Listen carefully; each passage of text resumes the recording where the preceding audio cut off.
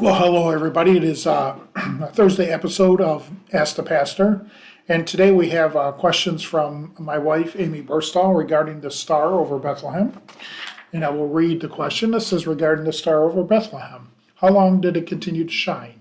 It seems it rose the night that Jesus was born and continued to shine long enough to guide the Magi to him about a year later. Did the star continue to shine over Jesus during his lifetime, similar to the royal flag of the Queen of England is flown wherever she is? Is that where they got the idea of a royalty flag?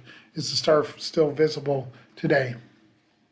So, good questions. Absolutely a good question. So, we get the idea of the star over Bethlehem from Matthew chapter 2.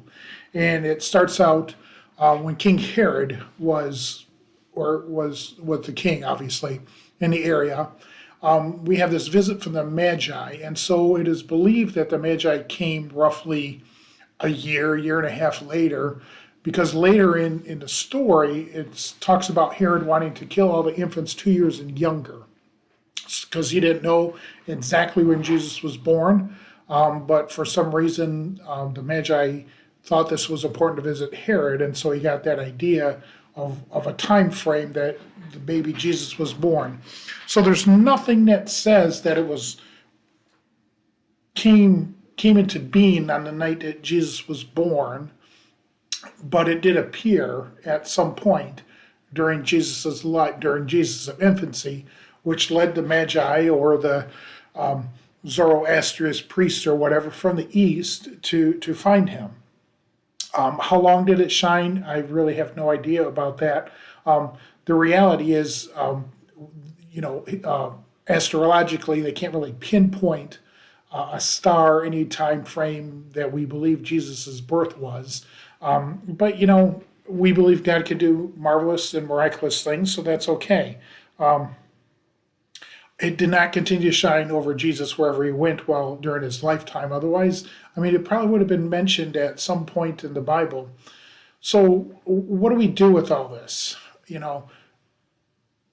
Realistically, we don't have evidence of a star, but yet our stories in our Bible tell us there was a star that led these people to offer these gifts to Jesus. So what we do with that is we believe. We simply trust that the words that we are given by Matthew, inspired by God, are the way that things happened.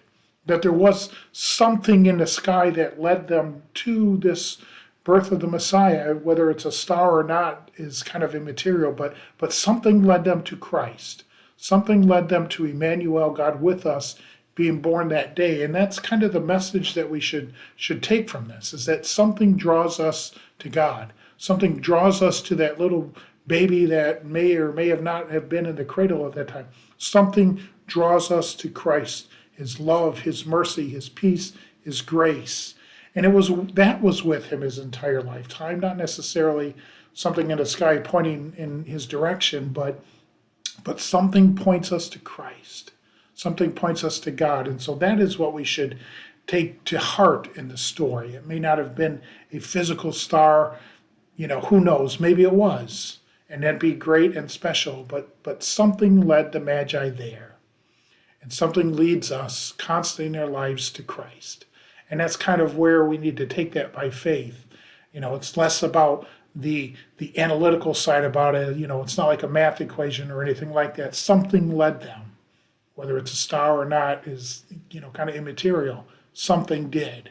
And that's where we need to be in our lives, that something is leading us to that child born in the manger. Something.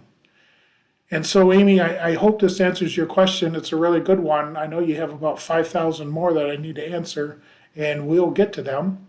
But a good question. The idea of a royal flag, I know you're just being funny in that. But no, sorry to disappoint you in that. So that's going to do it, a kind of a short one today. And a fun one, I think.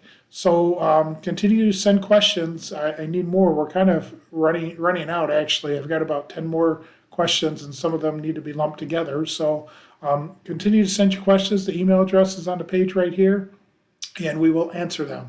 So I thank you, Amy, for your question, and I thank everybody that has sent them, but please send more so we can continue this.